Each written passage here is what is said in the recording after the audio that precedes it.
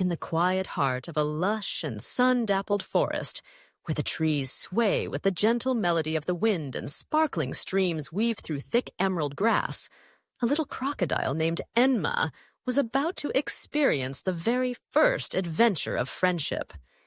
Enma had always been curious about the world beyond her cozy riverbank.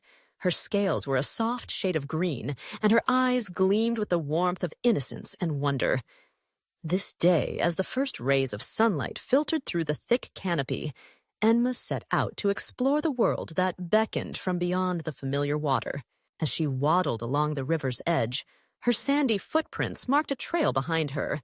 The forest felt alive, filled with calls of distant birds and the playful rustle of tiny creatures. Enma's heart fluttered with excitement and a hint of nervousness. Would anyone want to be her friend? She had never talked to anyone outside her family, and the thought both thrilled and scared her. The first friend she met was Luna, a cheerful rabbit with fur like soft clouds and ears as long as the ferns. Luna hopped out from behind a bush, her nose twitching with curiosity. "Hello there," chirped Luna, her voice as light as a breeze. Enma hesitated, feeling the sharp shine of her teeth and her sturdy tail. She wondered if Luna was afraid, but Luna only giggled and asked Enma if she wanted to see the secret meadow where the sweetest clover grew. As they walked, Luna introduced Enma to her best friends. Milo the turtle ambled slowly to greet them, carrying on his shell a patchwork of moss and tiny flowers. Milo was quiet, patient, and wise, with twinkling eyes that seemed to notice everything. Enma listened with awe as Milo explained how he could feel the vibrations of the world through his shell and loved the way the river hummed during sunrise. Next, they met Pip, a small blue bird with wings so quick and light that he seemed to spark through the sky. Pip circled above, singing melodies that made Enma smile.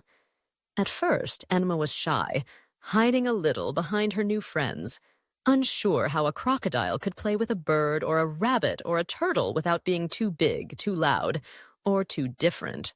But her friends were not afraid. They saw in Enma a gentle heart that beat with the same hope and excitement as their own. As the morning brightened, Enma and her new friends played together. They gathered wild berries, Pip picking them from the highest branches, Luna hopping to the red ones hidden in the grass, and Milo carrying them in his shell. Enma discovered she was especially good at poking into cool, shaded places where the juiciest berries hid, a skill her friends admired. In the meadow, beneath the shade of a great old tree, the four friends rested, sharing stories of their favorite dreams and secret wishes. Enma listened and laughed, feeling her nervousness melting away. For the first time, she felt truly seen and accepted, just as she was.